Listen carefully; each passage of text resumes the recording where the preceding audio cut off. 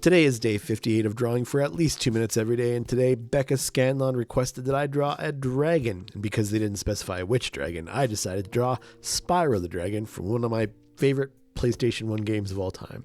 Let me tell you why this game was so incredible. First, on PlayStation 1, it was one of the first 3D games that I can recall playing that felt very open world.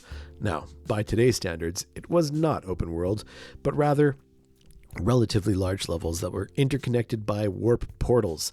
But seeing as most of the platformer games I had been playing up until that point were 3D like the various Crash Bandicoot games, they were all on the rails, like with fixed camera angles that were locked.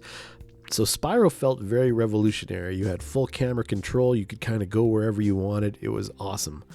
I had the first 5 minutes of that game on a demo disc, which I played so much. And so much actually that when I eventually got the full game, I didn't really play much beyond the first level. I would just wander around torching sheep and feeding my dragonfly. And if that sentence doesn't make much sense to you, well, go get the original Spyro the Dragon game and give it a whirl. The reference image I used for the 20-minute version of this drawing is from one of the sequels, I think, because Spyro looks a bit older, the proportions look more grown up, which is sort of a funny thing to say about an imaginary dragon character, but I'm fairly certain that in the original game, Spyro's head was quite a bit larger in proportion to the rest of his body.